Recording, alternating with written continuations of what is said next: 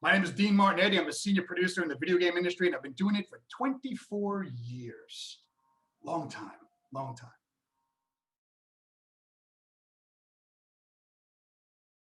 Day to day varies so much based on the project that I'm on, right? So, as an example, the project I'm doing right now for the World Expo 2021, my day to day starts at 7 o'clock in the morning. At 7 a.m., I'm going through the calendar for all the people that are on my team to make sure that they're going to be in the meetings that they're supposed to be in at the times they're supposed to be in them. Then I go through the checklist of the milestone, the deliverables that we have for that month. Every single month, we have a different set of deliverables, the goals that we're trying to hit for the software that we're building for our client, right? So I have to go through those every morning to make sure that we're on track. I compare those with what's going on in Jira. Jira is our database where we put all the tickets of the things that we need to accomplish for the weeks that we are working. After that, I get ready for my morning sync with my boss, the executive producer of the company. The morning sync basically runs down everything that we make sure that we have to do for the project and for the team. She tells me where she's going to be all day so I can keep track of her. I tell her where I'm going to be all day so she can keep track of me. And then at 9 o'clock, the meetings start. In this particular instance, I start with meetings with my team in the UK. I find out where they were the night before because they're wrapping up their day. And then I go into the meetings with my teams. I have my stand-ups. So each team is comprised of engineers, designers, artists, animators, et cetera, et cetera. They're little scrum groups, and they all have their individual stand-ups in the morning. Now, I try to jump into those as often as I can. They're 15 minutes in length, and what they're doing is basically saying what they did yesterday, what they were doing today, if they're blocked or they need to speak to anybody in another group, and basically where they're being isolated, like the things that they really are having a hard time getting done. They're not blockers.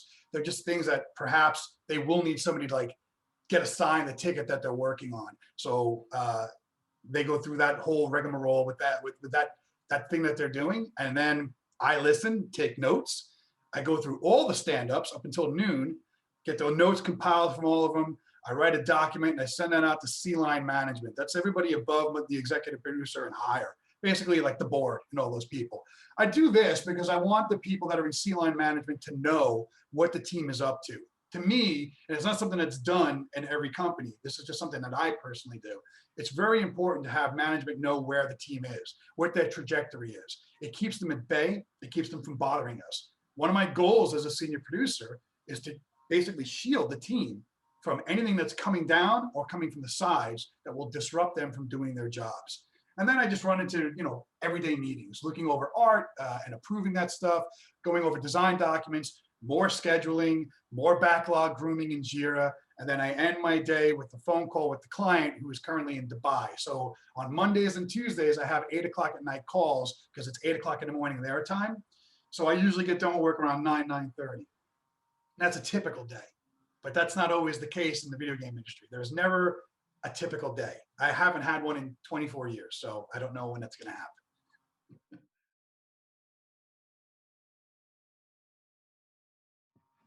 Yeah, I have my moments of being a good manager. I'm a people person too, and again, like being a good manager, that's kind of the key thing. You have to be a really good people person. You have to have good listening skills. You have to have good organizational skills, and you have to be able to solve problems, right? And I learned all these things outside of the video game industry, and just being in the game industry, making so many mistakes the first 5 or 6 years I was in the industry, offered me the opportunity to learn from them, right? And they always say the best people learn from their mistakes and never reproduce them, right? So while I've done a little bit of that other part too, I've reproduced a lot of stupid mistakes. I've also learned a lot, and I just keep mindful of those things when I go into work every morning. And I just also remember that I'm a facilitator. Like my job is essentially to help the team. My job isn't to be in the spotlight. My job isn't to get accolades for like the job well done, right? Something somebody said to me years ago when I first got into the gaming industry: the best producer is the one that nobody knows is in the room. And I took that and held it for my entire career, and it's worked. And what that essentially means is that, if you walk into the room where the studio, like when we had a normal life, we had studios, right? When we weren't working from home. When you walked into the studio and it was quiet and people were just doing their job, and you'd hear them like goofing around here and there, but the job was being done. There wasn't a person running around from area to area to make sure everything was going good, that's a really good producer, because you don't even know what the producer is. Probably at their desk reading a document, or maybe in a meeting, but not a big meeting, not an important meeting. The important thing is they're not firefighting. They're not putting out a whole bunch of problems, right? That's a bad producer. Somebody that leans over the people that are trying to do their job. Well, show me this and show me that. Why are you doing this? Or somebody that's constantly running around trying to put out fires. That's somebody who doesn't have their act together. They're not really good or efficient at what they do. So I took that one thing and I held on to it. The other thing I was always told was, if a game does really well, the team is awesome. The team is fantastic. But if a game does poorly, it's all the producer's fault. And that sounds crazy, but it's actually true. Because if a game does do poorly, that means that it wasn't built right. It was rushed out to market. Could be a combination of both factors. You know, it was mismanaged essentially, right? And what is a producer's job? Managing the team. So again, those two things, that's two now, that's two things that I hold near and dear to me every morning when I wake up and start my day and go to work.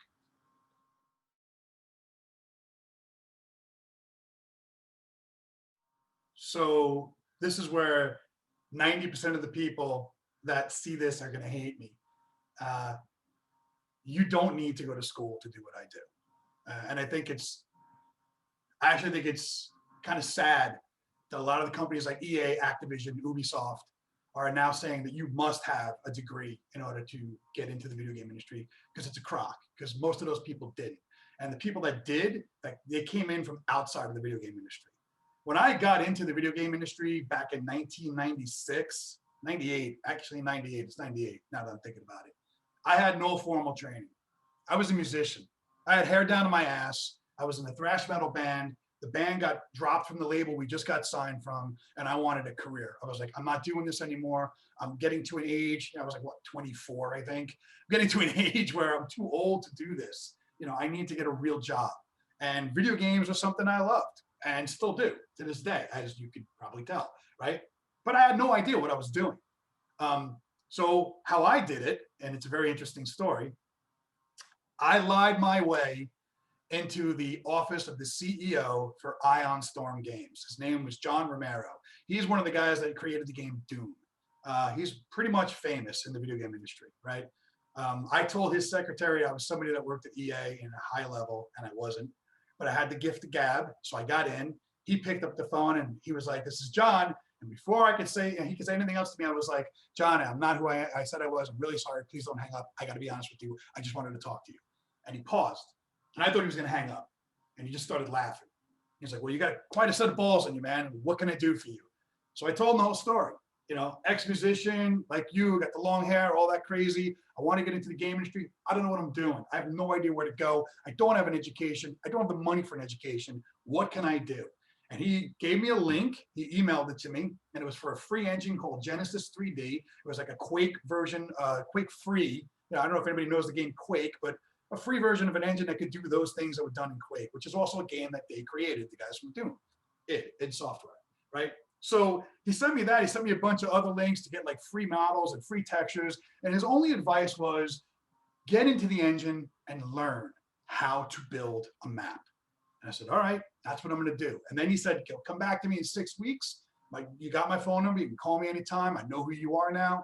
Let me know where you are. So for 6 weeks, I spent 10 hours a day basically learning how to make a map in this engine. And I failed a lot before I even got something that was working. A lot of times I'd compile it and it would just break, the engine would crash, the PC would reset, I'd get blue screens of death, you name it, it happened. There was frustration, there was anger. A lot of times I was like, F this, I'm just gonna go get a job at Blockbuster. But I kept going. I kept going because I knew I really wanted to do this. And when I started seeing things actually starting to work, I got excited. I had no formal training. I didn't even own a computer until I got a hold of him. I actually went out and bought the computer that day after I got off the phone with him. I went out to PC Richards and I got a Packard Bell, crap in a box. And I used that computer to make my first video game. So, you know, what, a month or two went by. I called him. I told him what I was up to. He was happy to hear from me.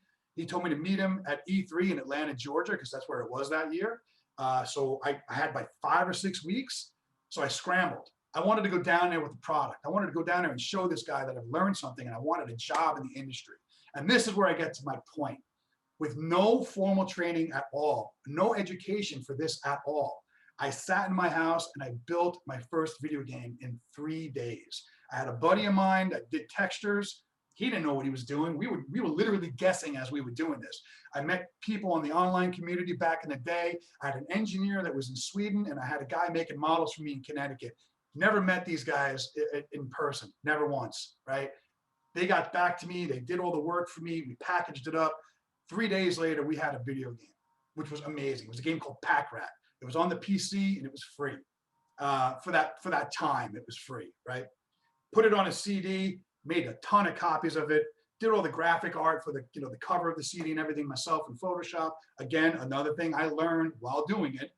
We flew down with the rest of the money that I had in the bank. Me and my friend Joe, we went to E3. We met John Romero. He introduced me to Mike Wilson, who owned Gathering of Developer Games. Mike was very influential in the video game industry at the time. Mike loved that I had a lot of passion, a lot of get-go. He looked at my game. We went backstage at E3. He looked at it and saw that it was pretty cool, and actually said there might be a market for this. And that's when my whole world just kind of like blew up. I realized I was actually getting in the video game industry. And about 20 minutes after that, I met a guy from a company called Crystal Interactive, showed him the game, and he published us on the spot. We got a contract, we signed it. Joe and I went home with a check in our hands, and we were the happiest that we could have ever been in our lives because our dreams were finally realized. So long story short, no, you don't need a formal education. What do you need? Well, at least for me, passion. Be passionate about what you're doing. Know that it's going to be hard. Know that you're going to fail a lot more than you're going to succeed. Have the drive. Don't give up. Because if you give up, even formal training in school is not going to save you. You could be book smart and know all the things, but if you don't know how to apply those things and you don't know how to get from A to B and complete those things, it does not matter how much of an education you have. Passion, drive, tenacity, and finish what you started, which kind of goes in all those other 3 things as well, right? Always finish what you started. Everybody that I've ever hired in the 20 some odd years I've been doing this, very few of them had formal education. These were people I found on the internet that just did things. They built apps. They made maps in Unreal. I saw that they could start and finish a thing. And that's why I wanted them on my team. Not because they had an education. I didn't care. I didn't really think it'd been 10 times smarter than me. Great. Everything about the industry, all about code. I'm fascinated. Can you finish a thing? Can you start and build something? Tell me how you would start and break things down to build a simple app on the mobile application. Just tell me. And if you can do it, you got a better chance of getting a job with me. So, no, you don't need a formal education. You just need the drive, you need the passion. Never lose that, and you will be able to do anything in this industry. So when I was in college, I actually went for marketing and film. I had nothing to do with the video game industry at all. I wanted to work in marketing for some reason. I was fascinated with TV commercials and film. To be honest, I wanted to be in front of the camera like everybody does when they're growing up. But then I realized I just wasn't good looking enough to be in front of the camera. So I was like, what, maybe you should be behind the camera. You might be better served behind the camera, and I had a good eye for, getting shots and everything. But I don't know, it just kind of snowballed into something else. Being in the music industry, I always knew I wanted to be in entertainment. Like I said, I was in a band. I had really long hair. I played shows. I toured. I went to Germany. I went to France. I mean, we did things, and being in front of 3,000 and 100 people and 10 people, it was still just as exciting, right? It was just that rush. So I knew I wanted to be in entertainment. I just didn't know where I wanted to be. And then the video game industry kind of made me realize, hey, this is where you really should be. You excel at this. This is something you're really good at. You're really creative. And so I kind of quit school, actually. I walked out. I didn't even pay the rest of my tuition. I just said, I'm not going to do it. I went back into school for engineering. After I made my first game, I wanted to see if I could do programming. So I did go to computer school, and I did graduate in the top 5 of my class. But I also remember, it's kind of a funny story. I also remember my mom and my girlfriend at the time being in the crowd, and I'm up there with my certificate saying I graduated, everything's good, and I'm talking because I'm top 5, right? We all get to speak. And I just remember looking at everybody going, This was fun. I will never write another line of code again. I've realized how much I hate it. I'd rather be designing things. And my mom, the look, and it just white. She just turned pale. And everybody just like gasped, and they were both pissed at me when we left the building. They were just like, you're throwing away your entire life. This is what you were supposed to do. You were going to be an engineer. And that wasn't where my passion was. My passion was more on the creative side. Engineering is fun, solving problems and all that, and writing code. It's cool. But for me, it was better to create. So, my education was kind of wasted. Film and marketing, I haven't used any of it. I don't think it's a waste of time at all. I did learn and apply some of those things to what I do now. A great example is when I came out with the game Infected on the PlayStation Portable. I helped the marketing department at the company I worked at come up with the entire campaign for that game, and they loved it. And we used like 80% of what I came up with, which was actually very humbling in a way, because these people do it for a living and they're listening to me. Who am I? Same thing with Advent Rising, another game I did, and even Iron Man 2 when I did that with Sega. It was because of me going over and over again to the marketing department saying, we need a heavy metal soundtrack for this game. It's screaming it, War Machine and Iron Man, and then going out on my own without the permission of Sega and grabbing bands like Lamb of God and Meshuggah and all these other heavy hitting acts and getting them basically to give us music for next to nothing and for nothing, because they wanted to be part of it because of the way I sold it to them, the way I marketed it to them. No, that actually came back and worked out really well. The film part, not so much. I could center shots and the engines and stuff like that, but it's different. It's not really like making a movie or a TV show. There's a lot more involved with that, as you probably already know. I've always been a believer that if you ever stop learning, you're just shortchanging yourself. So, I'm hoping to be like 90 and still learning new things.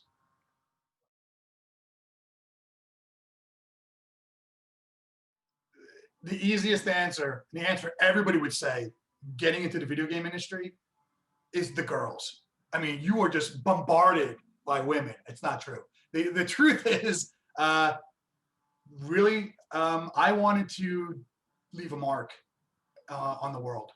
And I know that sounds crazy. You say, you listen to somebody say that, you're like, oh, what does that even mean, man? I got into the music industry for the same reason. It wasn't because of, groupies and money and touring. I hated touring, actually, when I was in the band. I hated going on tour to death. I liked being home. But I did like creating stuff that people can carry with them. I did like connecting with somebody through music and leaving that connection. Because, at least for me, and this is not video games, but it's going to come back to that in a second, right? Music is a strong connection with me. There are songs that have no lyrics that make me cry. And that's why I got into the music industry. They make me laugh. They make me feel whatever. I wanted to do that with somebody. I wanted to leave my mark on them for better, not for worse. I wanted to be the guy that, years down the road, people remembered me long after I'm dead.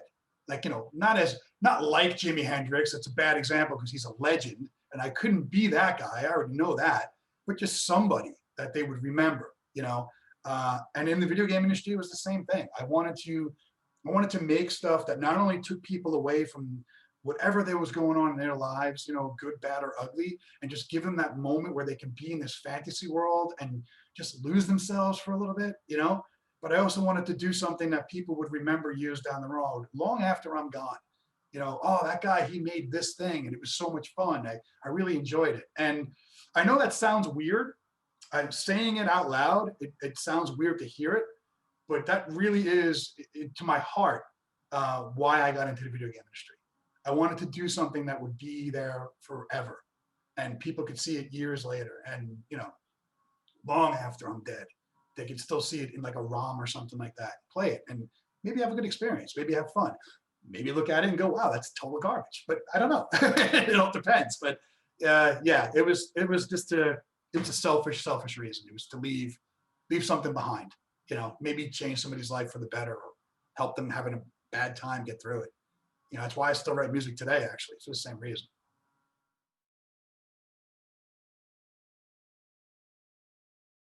The crazy thing about the game industry now, not so much when I first started, but definitely now because of technology, one man can do amazing things. I've actually seen full games by one guy doing engineering, the art, all that stuff, and they're incredible, incredible things.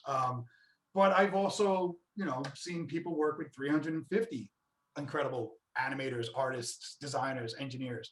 Me personally, the smallest team I ever worked with was 3, and that was when I did Pack Rat. The biggest team I ever worked with was 380, and that was Iron Man 2. I had one, two, three. I had 3 teams.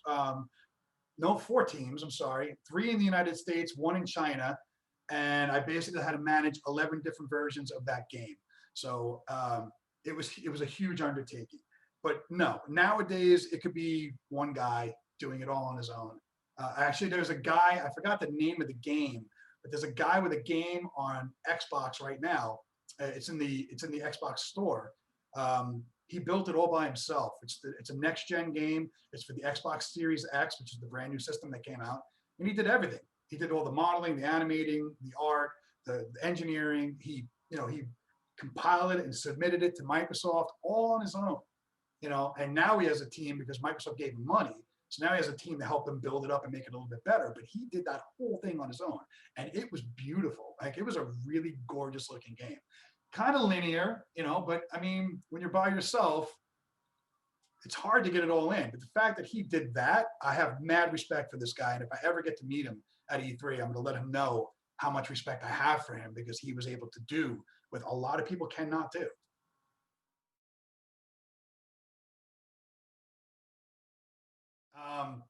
And it's going to sound weird. And again, this is just for me, right? For me, when I worked as a warehouse manager for Clarion, a car radio company, that taught me how to be organized, right? Because we had a finite space, but we had to put everything that was coming in, all our inventory, including all our damages, because we get a lot of damages in, right? And because you're a manufacturer of goods, you have to have a place to store all that stuff.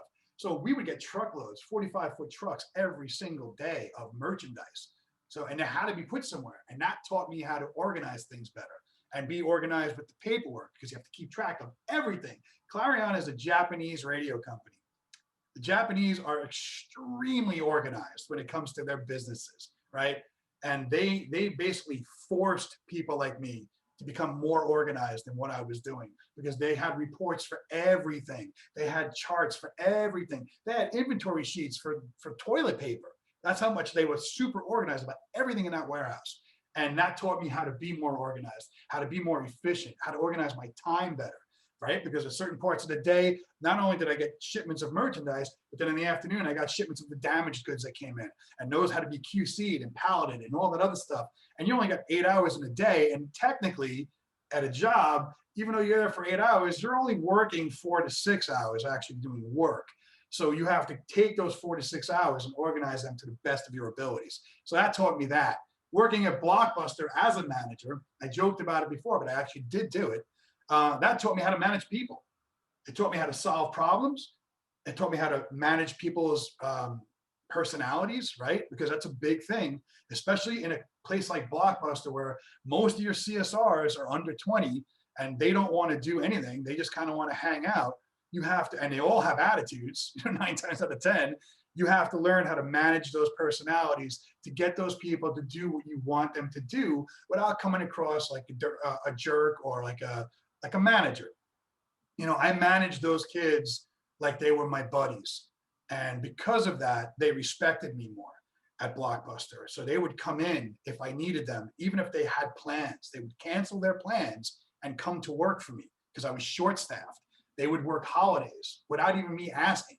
They would just say, hey, man, I know you got to work Christmas Eve. Instead of being alone, why don't we come in and help you? And I would never ask. And these things translated as I got into the video game industry. One of the greatest success stories is when I worked at Spark Unlimited. The thing that we did was we had a goal, a milestone we had to hit, and we were really, really behind schedule. So what I did is I went into the CEO's office and I said, look, I got an idea. I say we get the team to grind working on this, but if they get at least 70% of this milestone done, we reward them with something. And the CEO lit up. He was like, that's a fantastic idea, because morale was really bad. People didn't want to work. They didn't want to put the hours in. They were done with this game. He said, so what do you want to do? I said, I want to get them either an Xbox 360 or a PlayStation 3. Now, the CTO and the CFO were in the office at the same time. They had a cow. The first thing they said was, this is going to cost us tens of thousands of dollars. You're out of your mind. We're not going to do it. The CEO, however, saw where I was going with this. For that small investment, and it was small compared to bonuses and raises and all those other things we could do, we could get these guys to do their jobs and do them really well because we're catering to something that they love, video games, right? So he agreed. 70% of it, they get it done. We'll get Xbox 360s and PlayStation 3s for everybody on the team. Granted, I had 100 people on my team at the time, right? So I went back to the team and I announced in the giant room that we were all in, we are going to work for this goal. If you guys get 70% of this done, I'm going to give you either an Xbox 360 or a PlayStation 3. Your choice. Nobody believed me, but they did the work. Then came the day that we were due for the milestone, right? They walked in the door, and I had, the night before, I had my boss and I set it up. So there was a wall of Xbox 360s and PlayStation 3s. So the minute you walked in to check in the morning, like to hit your time card or just go to your desk, you were going to see these. So everybody that walked in saw them, and everybody had the same reaction. Oh my God, he was serious. Dean did this. And they were all excited. We did the milestone review. They got 70% of it done, just like I asked. Everybody got a 360 or a PlayStation 3. Now, here's the thing. What happened after that? Nobody was like, I don't want to do this anymore. I don't want to do that anymore. People were coming in on weekends. People were working holidays. We weren't asking. They were just doing it. And they were doing it because they saw that not only did their boss, me, care about them as people because I went above and beyond to get them something, but that the company actually cared about them too. And this is only one instance, right? This is one instance of managing people, managing expectations. The other thing that I do as a really good producer is I listen to the people that work for me. There have been many times, many times at Spark and at Sega and at Sony where people had personal problems, and you could just see it on their face, the way they're carrying themselves in the day. They're not really getting their job done. They're kind of like, they're just down. You can see that they're down. Something's eating them up inside. You're not supposed to, but in my world, and it works for me, a good producer will walk up to that person and go, hey, let's go for a walk. Let's go get a coffee. And I would do this. And I've done it my entire career, actually, from Majesco on. I would go for a walk with these guys and I would talk to them, or these girls or whoever it was, talk to them about what's ailing them. And maybe I can give them some advice. And I did that a lot and with a lot of success. And you would be surprised. Just taking a moment and being human to them, it opens up a lot. It gets them to trust you more. It gets them to confide in you more, and they'll work. They'll do what they're supposed to do, right? Which is do the job, because they're going to realize they're not just a number, and they're not. They're human beings. And if you treat them like human beings, the people managing skills from Blockbuster, it makes people want to do more for you. It makes them care more about the company. It makes them care more about the product. And in the end, you have a happy, more cohesive team. The teams I've worked on the last 20 some odd years, I can count on one hand how many people have quit on my team because of not wanting the job, not wanting to work with me anymore. One hand, maybe less than 5 even, because I go out of my way to kind of take those people learning skills that I got at those retail jobs I've done to just let them know, we are working together, and I am your boss, your supervisor, but you're just as human as I am. You have just as many problems as I do. And if I can't take a moment to talk to you about those things, then I'm not doing my job. I'm not doing my job as a producer. One thing that somebody else told me as well, it's another important thing, I just thought of this, is that you're the mom. The producer's the mom. And that even goes for guys. We're the mom. We're the person that walks over to the guy that's at his desk that's cold and puts a blanket around him because he's cold. You know what I mean? We're the guy that goes over and fills up that teacup on that girl's desk with tea because she wants another cup of tea, but she's busy working. She doesn't want to get up to do it. So you do it for them. We're the person that sits there and says, hey, you haven't eaten since you've been here.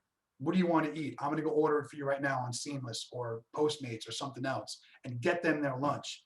You do these things as a good producer because you're showing that you have not only the skills to be organized and manage people and manage expectations, but you're going above and beyond. You're being a people person and you're showing them that personal connection.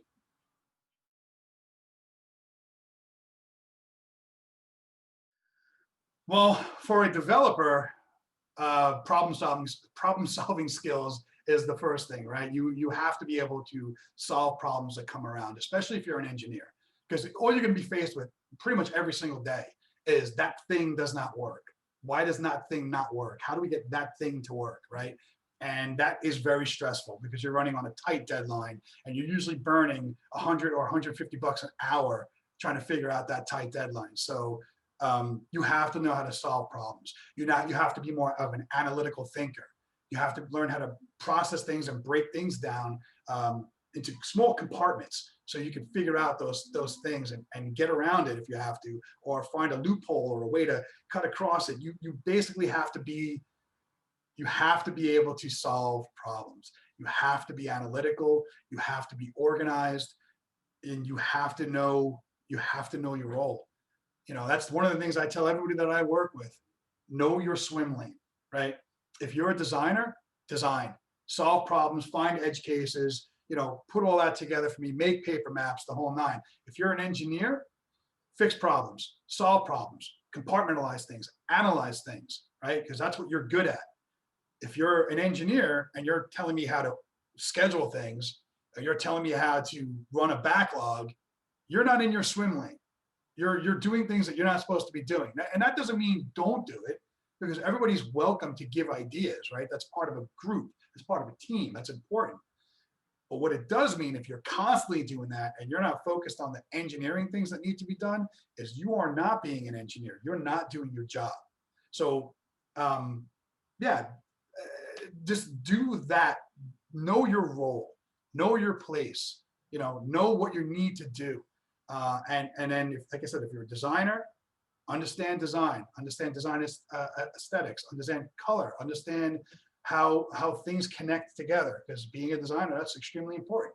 Being a designer and being an environmental artist are two different things. Designer designs the idea, comes up with the story, comes up with the hooks, comes up with the mechanics, comes up with the points, the little points that make up the thing.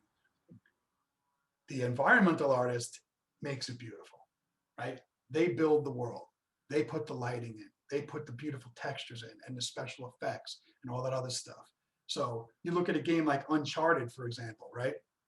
They had a bunch of designers that came up with the hooks, came up with the character arcs, came up with the story arcs, came up with the mission structure, came up with all those little things. And they put the swatches in there and their little design docs for the art team, right? Then they passed it off to the environment artist. The environment artist is like, oh, okay, so it's a jungle setting and there's a lot of like ruins, and there's a water thing over here, and maybe there's a waterfall over here, but he didn't really say, but I see a waterfall over here, and that's how I'm going to build it. And they will build it, and they'll pass it back to the designer, and the designer will go, yes, or no, I don't want that waterfall. I want it to just be Rocky Mountains, because that's what I envisioned when I saw this. The engineer sits there and goes, well, how do I make that waterfall happen? How do I make it look so it actually looks like real water? Because again, that's not something an environment artist does. An engineer is going to make that happen. Or a really good environment artist can use it in Unreal, but that's another story. We won't go down the road. Where's the logic behind it? You know what I mean? How are the physics? How are all these things connecting? How is the level loading? What am I streaming first? How much memory is it going to take if I stream it all at the same time?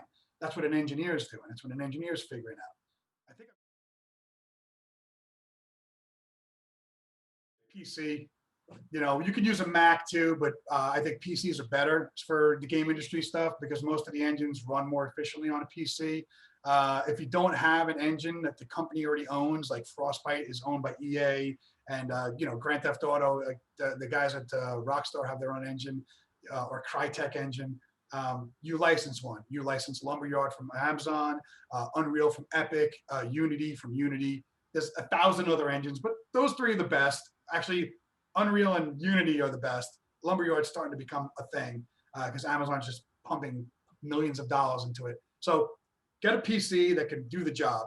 You want a high-end graphics card. You want a hard drive with a lot of space, maybe a couple of terabytes or more. You want at least 256 megs of memory, and you want a really good connection for the bandwidth, so a good internet connection, because you can probably be pushing stuff back and forth from the cloud, right? You're going to want Unreal. You're going to want Unity. You're going to want a good amount of plugins for those things. You're going to want Photoshop. You're going to want Maya, or name the program. Softimage or 3D Studio Max, but something to build models and build objects that you could put into this world. If you're just doing engineering, you're going to want Perforce or something close to that. You're going to want something to run code on or write code on. And again, with Unreal, it's kind of all in one package kind of a deal. You can get to the metal on those things. They give you source code. They give you all the tools that you need. So on a high end, really good PC with high specs and a good engine like Unreal Unity. If you want to get deeper into it, you can get all the other stuff like Perforce and all those other tools. For a producer or a project manager or a product manager, you want to have Jira, because that's your bug database, your task database, and something that you're going to use as a tool to manage your team's abilities and how fast they're doing a trajectory to the work that needs to be done. And you're going to want Confluence, because Confluence is a partner of Jira. It's the same company that owns it. And it's basically a place where you put all your documentation, all your meeting notes, all your design documents, all your art documents, your art samples, et cetera, et cetera. And believe it or not, Google Drive. Google Drive has been instrumental for me for many, many years right now. Actually, since they kicked it off. You got everything you need there to make templates, spreadsheets, documents, design documents, functional briefs, all that other fun stuff. So, you know, and if you do it right, it's secure that nobody else can see it but you and your team. So that's kind of what you need, really, not more than that. You don't need to go crazy. You don't need to have like what I have on my computer. It's overkill, and I don't use half of them.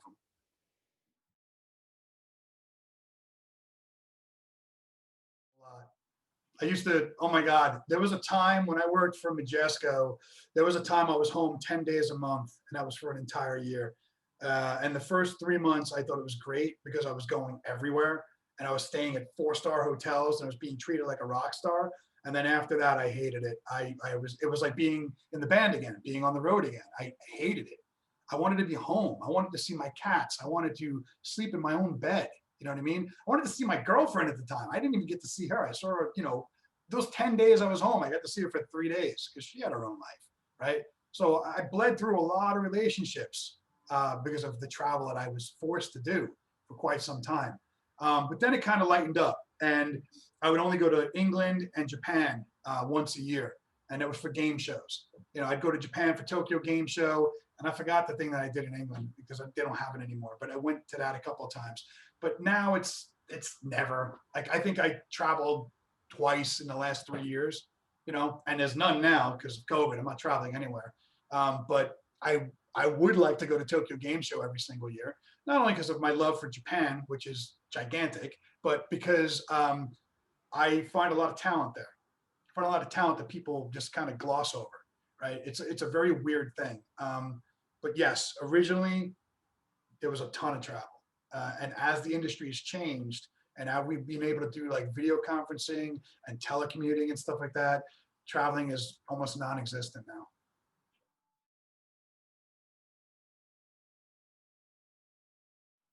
You absolutely can. When you first get into the industry, it depends on what you think good money is, right? So here's a great example. When I first got into the video game industry, I was making $32,000 a year. That's nothing. I was putting in 40 to 55 hours a week. I was making 32 grand a year. About 3 years in, I started making $130,000 a year. Giant jump, right? That's because I applied myself. I was dedicated. I worked like a dog. So it does come back to that, you know, and this is something I tell everybody that wants to get into the industry. There's going to be a couple of years, usually, there's going to be a couple of years where you got to prove you have the mettle to take and give and do what it takes to succeed and survive in this industry. This industry, as far as I can recall, has a massive burn and churn rate, meaning that people get extremely burned out and quit before they even hit their 10-year mark a lot of times. Like, it's gotten a little bit better, and you'll see, like, I think from like 2005 or 2006 on, that it started changing a little bit more. There are people that are lasting a little bit longer, but they're transferring to different things that really aren't more on the development side or building side. They're more on the managerial side. They don't really get involved with that stuff anymore. They're kind of just doing the meetings and like the spreadsheets, and that's what they do. And those people make really great money, and they do absolutely nothing, just like regular corporate, America is. But the developers, yeah, I know engineers that are making $200,000, $300,000 a year. I know artists that are making 150, 180,000 a year. I know producers that are making $200,000 a year. But they actually are really good at what they do. They put in a lot of hours, and they're dedicated. So you can have a fantastic career. Here's a funny story for you. I worked on a product called Game of War. And when I first got to this company, they were working insane hours and just doing everything wrong. And I helped them get organized and get, on the right track, because I'm very process driven when I work, and I'm all about having a process for everything and having a flow for everything, right? But I didn't believe in the team, and I didn't believe in the product. I should take that back. I believed in the team because they were working hard. I just didn't believe in the way they were working. And because of that, I didn't believe in the product. I didn't think the product had legs. So I left. Turned out to be a very big mistake, because everybody that stayed, they're all millionaires right now. From what I know, what I've been told, I haven't researched this, but from what I've been told, everybody that was in management that I worked with, they're all millionaires right now, because the game wound up making like $10 billion a year. And I think today it's still making $3 billion a year. And I walked away from it. So you can, if you stick it through and you believe in something, you can make a lot of good money. There's salary, there's bonuses, there's equity, there's all these things, just like every other company has, right? And more. You just have to find the right place and to be there at the right time and work really hard. And working really hard will definitely get you those results.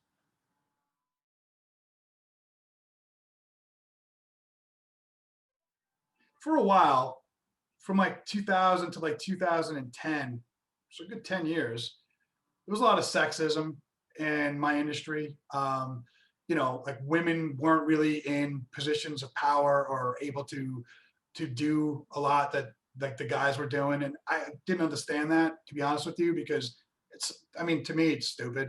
We're all the same. We're all people. If you have talent, you have talent. Doesn't matter what you look like, what your sex is, what your race is, whatever. You have talent, you have talent. But that wasn't really the case in the game industry. And there's a lot of articles out there that back that up. There was a lot of articles that back up the crunch time and burning people out. I remember there was a guy at EA, his wife sued. They sued EA, and she put out on her blog about her husband was working 60 some odd hours a week or more and was burning out. And EA was basically churning and burning the people that worked for them, that they were forcing these people to work overtime. It was mandatory. It was mandatory crunch time for 6-8 months. Hell, there was a game that just came out called Cyberpunk 2024. That team was on crunch for a year. And it did absolutely nothing to make the game better. If anything, it made the game worse, because they were still rushed it to market. It was ridden with bugs. It performed horribly, so bad that Sony pulled it from the market, and it was offering refunds on the PlayStation 5 and PlayStation 4 because it ran so poorly, right? So what did crunch really get? It didn't get anything except burned out 100 people on a team. So that stigma's always been in this industry. And something that I can't stand actually is the crunch time thing. Because I think if you manage a product effectively and you actually pad your schedules appropriately and you put in edge cases and worst case scenarios into your schedule, you will never need to work crunch because you will have the bandwidth. So if you have to pivot or something goes a little long, you have the time. It's already baked into your schedule. That's good management. But there's a lot of people that don't think like that. They're reactive instead of proactive. So the normal stigmas of any job anywhere they're in the game industry. It's just learning how to get around them, right? Like luckily for us, crunch is dying out a little bit. Luckily for us, sexism isn't as bad as it was. It's still there. It still sucks that it's there, but it's not as bad, So, we're making headway. I wish it was faster, but we're making headway.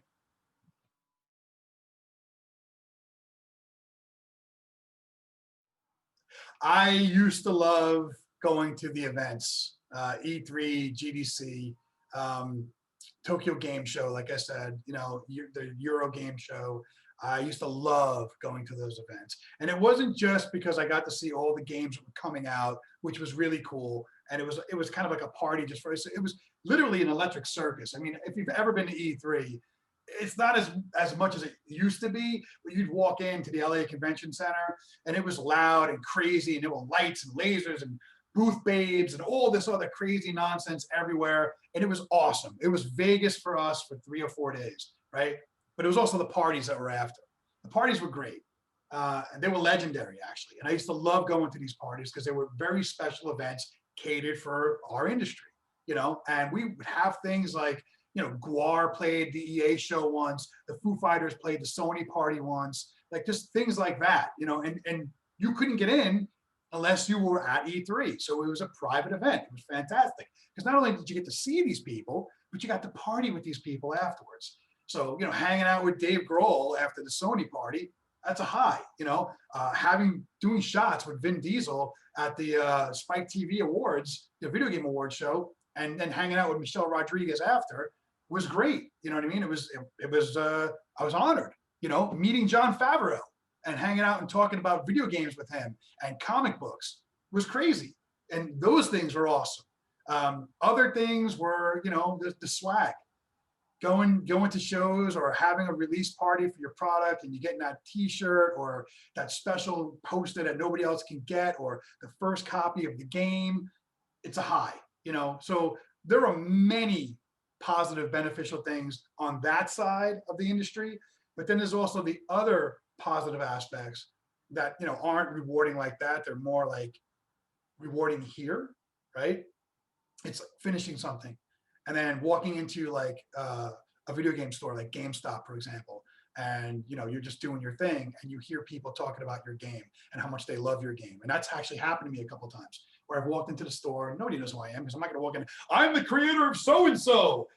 I go in, I just shop because I'm a gamer. I love games, and you'll hear them talking about your game, and the guy behind the counter and the kid at the counter, who's buying it, are talking about how much they love the game or how much the kid wants to play. And the guy's like, oh, I played it. It's so awesome. You're going to love it. It's so many cool things. It makes you feel like you achieved something. You've accomplished something. You know what I mean? You're putting a smile on somebody's face. And that to me is priceless. There's no amount of money you could throw at me that would make me feel better than that moment. That is a giant high for me. So to me, that's the most beneficial favorite thing. I mean, the parties were great. I'm not going to lie to you. They were awesome. They don't really happen as much anymore. But that experience of seeing somebody like what you did and appreciating the hours that you put into it is killer. And here's another great example. I used to make maps for a game called Ark. I did this on my personal time, and two things happened. One, I created maps that nobody else was doing before, and because of the way I was doing them, there were a whole bunch of people, and I'm not even talking like 5 or 10, I'm talking dozens, that started copying my ideas and putting in their own maps, making it better though. So was it really a copy? I don't know, it's hard to say, because they were actually improving on the things that I did. But I was also getting thousands of people playing my stuff every single day. So much so that the guys that made the video game hired me part-time and paid me monthly to update these maps. No, that wasn't why I went into it. I went into it because I loved the game and I wanted to do something. I wanted to create something that I didn't see in the actual game. And I was like, you know what? I want floating islands. That's all I wanted. Floating islands in the sky. So I built maps that had those, and people, they were like me, they wanted that. So to read in the comment section how happy they were and how like, thank you so much for doing this, and I'm having so much fun. I play your map more than the map that came with the game. And then, like I said, the other thing of the company coming to me and going, your stuff is so good that we want to pay you to just update it for us. And that brought in supplemental income. The things I don't like about the video game industry, and still to this day, are the forced crunch time, or even having crunch time, because I just think it's stupid. If you manage your product correctly and you manage your schedules correctly, you do not need to have crunch time. I've proven it for the last 10 years of my career, up until the job I'm at now. And the reason why we had to do it now was not because of the company that I work for. It was because the product pivoted, so we had to do crunch. It was kind of unexpected. because we did plan appropriately. But up until that point, the last 10 years, I didn't work a day overtime. I worked 40 hours a week. I was in at 10, out at 7 every single day. Sometimes out at 6, sometimes out at 5. So was my team, because we were ahead of the game. We got the job done. So I hate crunch time. I think crunch time sucks. It's the worst. The other thing I hate is I don't really feel like the people that make the product, again, not me, the designers, the artists, the engineers, the animators, those people get the accolades they should. I think they should be interviewed more in magazines. I think instead of having influencers on Twitch that play the games or on YouTube and they're getting millions and millions of people making hundreds of thousands of dollars a year off that, I think it should be the people that actually built that stuff that gets that money and gets those accolades. Now, I'm not saying they even want that, but in my world, they deserve it because they're the ones that are doing the job. They're the ones that are putting in the crazy amount of hours and being creative and getting the job done. And I just wish that the spotlight was on them more.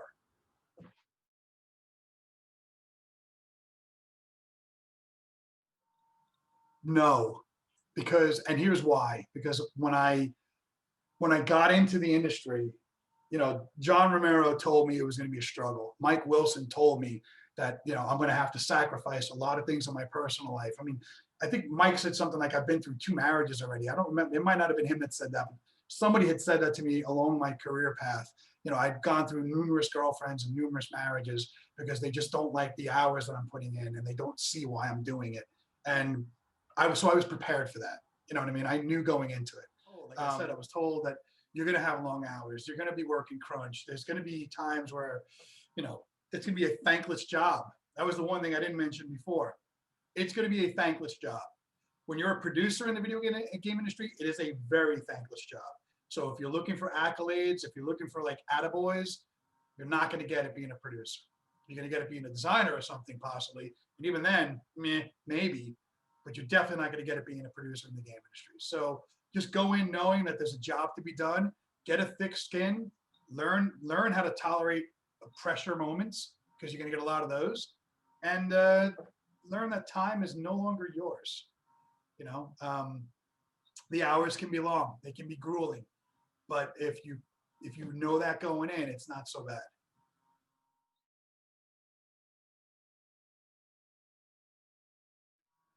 There could be a good work-life balance. Again, if you're in the position where you're managing the team, you're managing the schedule, you're managing the day-to-day activities, yeah, you could totally have a great work-life balance. When I worked on other projects in the past, and actually even the beginning of this year with the project I'm on now, things have finally settled down because we've gone in the right direction. And I'm working a normal 40 hours a week again. Granted, that's actually a lie, because January, the first 3 weeks was hell when I first got back to work. It was 15 to 18-hour days. I was working weekends, but we had to catch up. The client pivoted on us, and we had to basically shift everything. But now in February, things have been back to normal. I'm working 40, 45 hours a week. I think I did 8 50-hour week once this month so far. So it's not been bad. But in the past, the first 5 years I was in the industry, no, it was a grind. I slept at Take-Two's offices in New York City numerous times, and just woke up at my desk and went back to work. I worked weekends, I worked holidays, but when you get to a certain point, when you're managing the project, yeah, you could make life easier for you and for everybody on the team. And all the projects that I worked on had a 40-hour mandatory 40-hour work week. So in other words, like if you came in at 10 and you worked until 7, if you tried to stay after 7, unless it was something really, really pressing and you really fought me on it, I was kicking you out of the office. And my rationale behind that was, you're no good to me burned out. I'd rather you go home, we get back to it tomorrow. Maybe on the way home, you'll think of something that'll make you go, geez, I know how to fix that now. And you'll come in the next day, refreshed, invigorated, ready to tackle the day, and you'll do your job better. So, I try to balance that.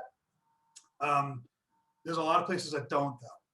And that's the thing, right? There are a lot of bigger companies that there is no work-life balance.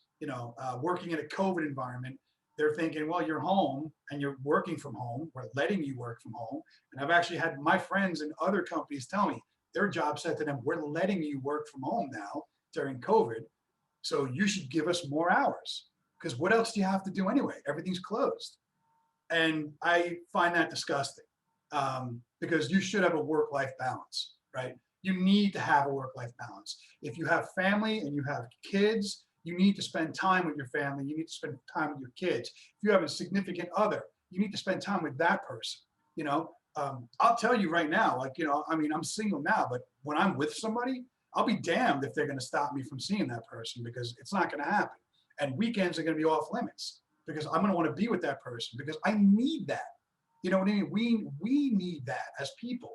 We need that decompression time. We need that time to do our own thing because then you come back into the job refreshed and you're ready to go. You know, and a lot of people forget that, and it sucks. It makes this industry, actually makes even Hollywood a really painful industry to be in because they don't know how to separate work life.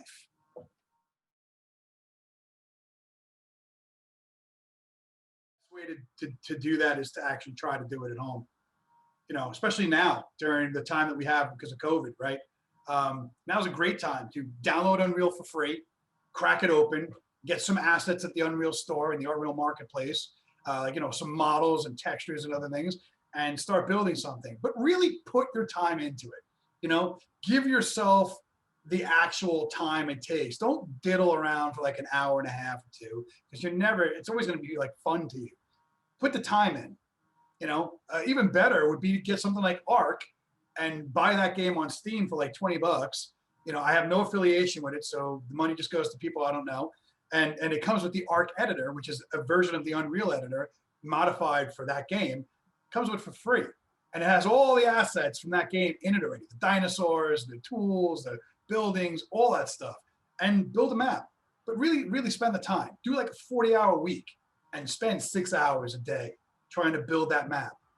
And then you'll see if you really want to do this. You know, trying to get over the hurdles of just getting things to work. Realizing that, you know, hey, that mountain really looks terrible. I kind of need to shift it, or I can't build anything on that mountain if I put that out because where would I put my base? So you got to realign it, redesign it. Just from the get-go, right? Getting Unreal, unpacking it, and going, I have an idea. How do I put that idea in Unreal? Well, first I got to write a design document. Then I got to make a paper map. Then I got to test it to see if my paper map actually works, you know, because on paper, everything looks great, right? And then you start building it, there's a host of problems that could pop up. And these things will start building that 6 to 8 hour workday of actually building a map. Remember before when I said I did the ARC maps as a hobby and my ex-wife was like pissed because I was spending so much time? That's why, because I was spending so much time. I would work from 10 a.m. to 7 p.m. and then from 8 p.m. to 1 a.m. I would be working on the map. And I did this every day for 6 months, you know, and when the maps got picked up and I was getting paid for it, I put more time into it because now I had a responsibility, right? There were people that were relying on me to do the job. So it wasn't just a hobby anymore. And you'll know that. You'll know when you start putting the hours in whether or not you want to do this. And believe it or not, many, many people quit. Like a lot of guys I met when I was doing the ARC maps, they were doing it for fun. But once it started becoming a thing where they had to keep updating it because they had thousands and thousands of people using their maps, finding bugs, finding issues, demanding that things got fixed, like the frame rate and all that other stuff, or just wanted better things in the map to make it a cooler experience, they backed out. They quit. They stopped updating their map. They walked away. And this was like, you know, they were doing maybe 3 hours a day, maybe 8 hours on the weekends. They weren't even throwing themselves into it like I was, and they were quitting. I kept going because, well, one, I don't believe in quitting anything, and I'm stubborn like that. And two, is because I wanted to prove to myself that I could actually do it.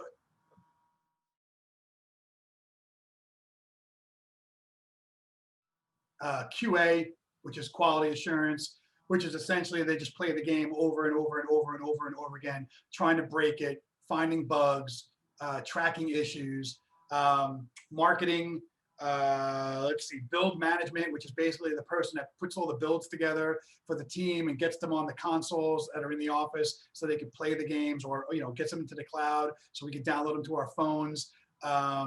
Let's see, audio, to be an audio engineer, writing music, writing background tracks, writing sound effects, creating sound effects, Let's see what else here. Community service. You can be a community service manager. If you love the internet, you love talking on blogs, you love making videos, you love getting yourself out there, right? Community service is for you.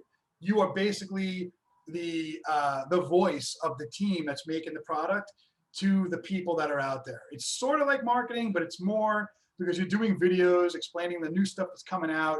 You're talking to the people in real time and chat boards and in like Discord and stuff like that.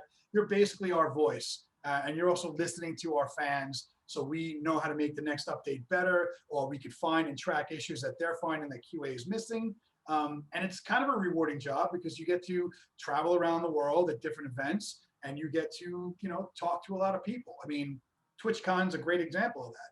TwitchCon is in San Diego, and it's every year. And all the community service managers from all the companies that I know go down to TwitchCon, and they basically interact with all the fans of the games that are being made, and they love it.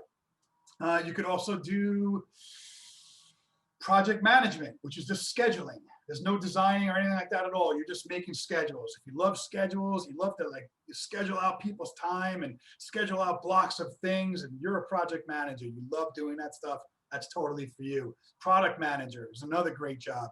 Product manager is basically going, all right, if it's a live service game or a mobile game, these are the things I need for this month, this month, this month, and this month. I work with the analytics team. I get all the data from the people that are playing the games, and I make the plan to help us make the game better. And we can do updates that basically facilitate our players. Analytics, more data. If you love crunching numbers, you love figuring out problems with numbers, you can be an analytic person. You can look at all the analytics that are coming in, like the KPRs and all the other stuff that's happening, and just basically plot a course. This is where we're failing. This is where we're winning. These are the things we need to be better at. These are the whales that play our game. These are the people that, you know, are teetering off that we need to like kind of pull back in. So how do we do that? You know what I mean? And there's way more I'm probably not even thinking of, but there's a ton of jobs out there in the game industry that you would never have to sit down and write a line of code or design a tree or anything, you know, and still have a pretty rewarding and fulfilling career.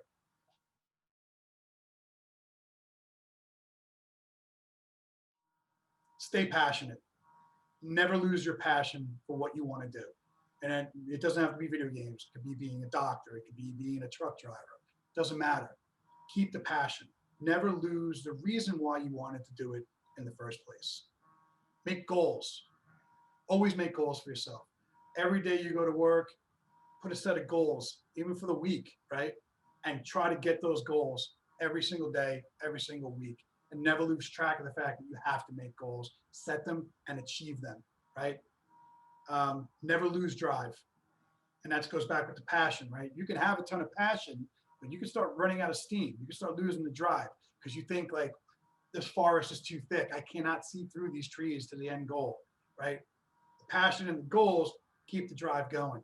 The drive is what keeps the goals and the passion going. They all work together, you know? So never lose that drive. Always keep going for that light at the end of the tunnel. Always keep working to improve yourself and your skill set. And that's the other thing, the skill set. Always practice your skill set. If you're a producer, read up on everything that's coming out by other companies, right? Learn how to be a scrum master, get certified, you know, learn better ways to be more efficient at your job, being time management, scheduling, budgeting, any of that stuff. If you're an engineer, stay up to date on the engines that are coming out. Get them if they're free. Most of them are now. Most of them, you don't need a license until you put something out on them. Get them and learn them. It doesn't mean you're going to use them, but just that you know what's out there. You know the technology that's out there. You know the technology changes that are happening. It's going to make you a much better engineer. Same thing with a designer and an environmental artist and an animator. You always got to stay on top of your craft. You always have to stay on what's happening now, what's relevant right now.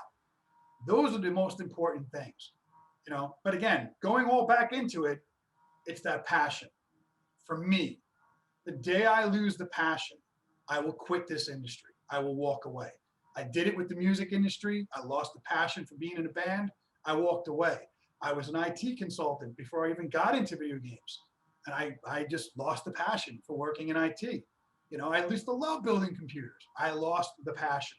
I literally got up from my desk at lunch and walked out the door And as I was leaving, I looked at my friend Joe, who I talked about earlier in this interview. I said, Joe, I'm going to lunch. I don't think I'm coming back. And he thought I was like, because I didn't feel good, right? He said, all right, man, I'll see you tomorrow. I wasn't even paying attention, just working in the cubicle, working in his cubicle. 3 days went by and he called me on his phone. Where are you? And I was home. I was home figuring out what I wanted to do. And I knew what I wanted to do. I just didn't know how to start it, which led to that phone call to John Romero. I said, I told you, I'm not coming back. I'm done. I don't want to do this anymore. I want to do something else with my life. But you got bills to pay. You have responsibilities. I get it. I'll figure it out. I don't want to do this anymore. I'm sick of it. And that's how I got into the video game industry. I walked out of my job and said, this is what I need to do. This is where I need to go. This is where my heart is. This is where my passion is. This is where my love is. So give 100% to everything that you want to do in whatever field it is, be it games, being a doctor, being a dentist, being a fireman, being a truck driver, it doesn't matter. But if you give 100% and you give that passion, nobody can take that away from you, and you will never get sick of what you do, and you will love it and appreciate it more. And that even goes for your personal life.